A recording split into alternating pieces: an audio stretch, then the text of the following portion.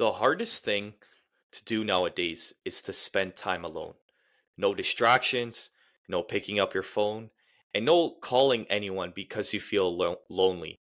Learn to be alone, and you will see the vast benefits tied to it. Welcome back, everybody, to the Insightful Podcast. We gain insight in order to move forward in life.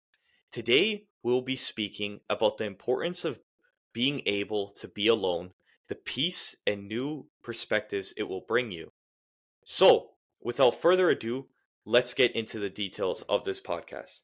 So, when did I discover solitude and when did I discover that I had the ability to be alone and to see progress and results from it? Well, like most of you, and not most of you, all of you, because it was a worldwide thing, when it was the pandemic in 2020, you couldn't go outside, couldn't go to the gym, you couldn't go anywhere socially. So what did that leave you? It left you with a lot of time alone. I was working during this whole time in one of the places that were mandatory to be open, but there was a period of time where I took some time off work because someone had gotten sick and I didn't understand COVID at the time, so I was very fearful of it, and I took some time off work. So there was three entire weeks where I was stuck inside, you know, not going out whatsoever, working out at home, inside, all these things. And what that did is a lot of the times when you're alone, you could you know, waste time and do things I guess, that are unproductive, like playing a lot of video games, watching a lot of movies, TV, whatever, eating junk food. But for some reason, that was the first time in my life where I had pure solitude, right? I did have my family with me, but there was a lot of times I'd be in my room alone thinking. And when I would think, these new ideas would come to me and new perspectives would come to me, thinking about who I was as a person and who I want to become. So it's actually amazing to see that with solitude and prolonged solitude and learning to be alone, you're able to develop new perspectives on things that you might have not had if you didn't have that time alone. So that was when I first discovered solitude. And that's where I think the biggest mindset shifts happen is when you're alone and you give yourself time to think. Because I want you to ask yourself right now, how much time of your month, your week, your year is spent truly alone, right? Because what ends up happening, and this has happened to you, I could 100% say this has happened to you before. Your day is entirely busy with things, with speaking to people, with pressures, with stresses, whatever that may look like.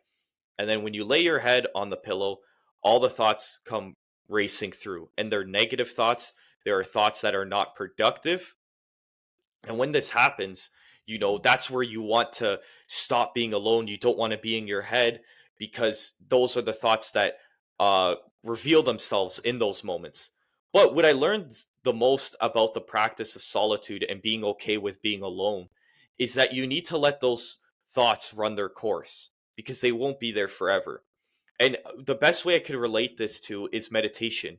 So anytime I've ever meditated for longer than 20 minutes, the first 10 minutes, 15 minutes is a lot of thoughts racing through, thinking about my daily life or things that are going on.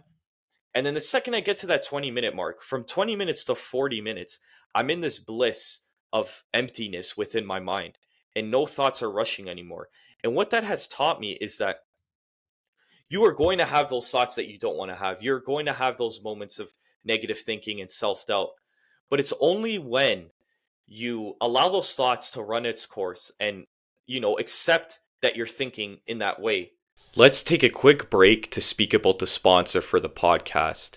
I am now working with a company called Attilius Apparel, and if you want Christian fitness wear that looks like or this, click the link in the description. Now let's get back into the podcast.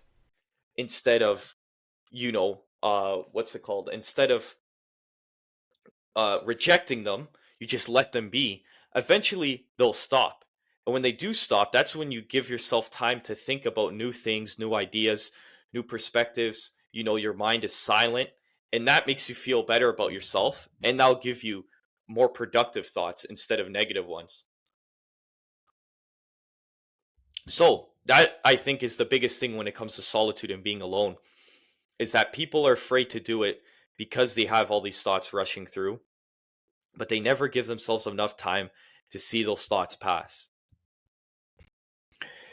Next big thing about being alone and why it's a good thing is you'll be more equipped with the skills to dissect certain situations, right? When you deal with something maybe traumatic or maybe an argument or whatever the case may be, when you spend your whole day doing things and stressed out and listening to music, scrolling, whatever, you're never able to give yourself time to dissect why that thing happened or where you went wrong. So that's why you need to spend time alone, because you'll get those answers, you know? And I feel like sometimes it comes from God, because God allows you to have these perspectives when you're alone and you're silent and you're thinking and your thoughts, instead of distracting yourself from what just happened, right? And that's the best way to do it.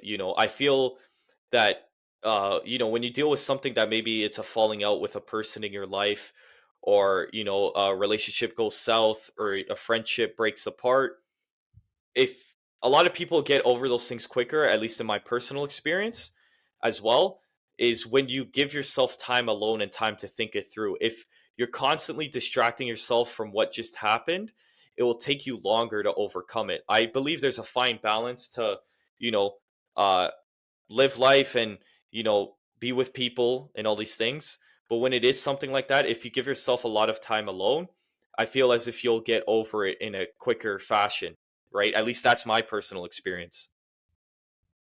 The next thing is you have more time to reflect on who you are as a person.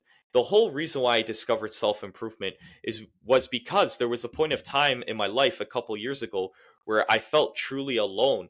And in that aloneness, I felt lonely.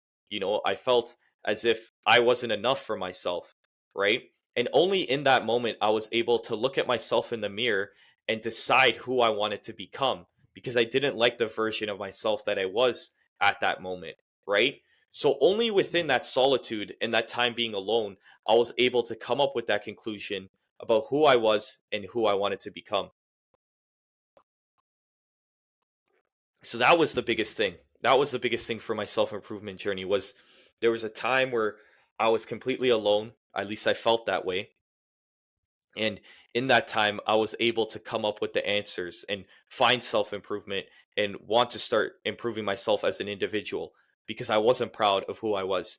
And maybe if I distracted myself, if I kept distracting myself, I would have never actually seen the possibility and seen who I can become to this day.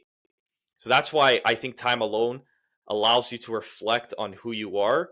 And in order to see improvement, you need to realize your faults and the things you've done wrong and overcome them. And if you never give yourself time to think about that, you'll never change as a person.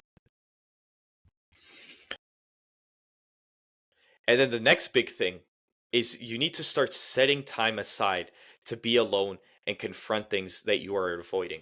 I know there's that thing weighing on your mind right now, my friend, that you are kind of distracting yourself from because it's so monumental in your life. And the best way to go about confronting these things is to start giving yourself time every single day to think about it. People may think that's ridiculous, but I don't really care. I believe that if you are someone that has a lot going in their life and a lot of things to think about, maybe you need to set out 20 minutes a day where you set a timer and you allow yourself to just, not meditate, not anything like that. Just sit down and think about what's currently happening in your life and how you can make a change to make it better, or why things went south, whatever it may look like. You just need to set time aside every single day in order to think things through and to dissect certain situations in your life. And I think that's very important, because once again, change doesn't happen in your life if you don't set out on making that change, right? People want to change. They want to think it's a motivational video that they saw that's going to drastically change their life forever. But you need effort to change. Growing up, I was not proud of the person I was, and I was not proud of the way I treated others. It was only when I actively tried to make a change and set rules for myself and, practices for myself in order to become better. That's when I was able to make a change. I was always an angry person growing up. I was always angry. I would get angry at the smallest things. It was only when I decided to start meditating, when I found God, when I decided to start looking at myself in the mirror and discovering stoicism and understanding that anger is not an emotion I should be displaying at all times like I once was. That's when I made a change. When I implemented those practices of reading, praying, meditation, delaying anger when I would feel it.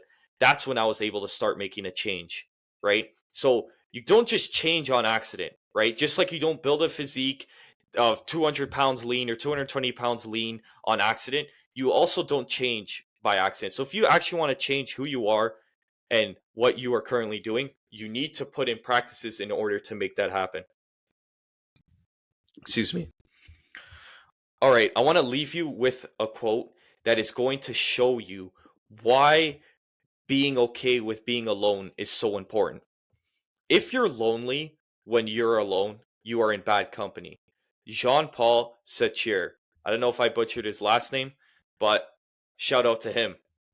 Uh what's it called? That's funny because he's probably like a historical writer and I'm saying shout out to him, but what's it called? It was one of the quotes I found online and I think it ties very well with what we're speaking about. Many of us are actually, when we are alone, we're in bad company because we only think negatively about ourselves. We only doubt ourselves, and the thoughts we have aren't productive. So that is work within itself. You need to find a way to change that. You need to put in the work to not think like that. Because once again, just because you get some motivation or you listen to this podcast and you say to yourself, I'm going to be okay with being alone, it's not going to happen overnight. It's a lot of internal work in order to make that happen. And if you want to see change in the future, you need to start today, my friend. So set some time aside on a daily basis to be alone and confront those thoughts that you are currently dealing with that is leaving you tormented. Thank you guys for listening to the podcast and making it this far. If you enjoyed it, remember to follow us on Spotify. We gain insight in order to move forward in life.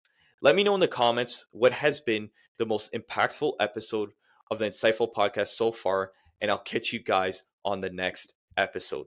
Take care, everybody.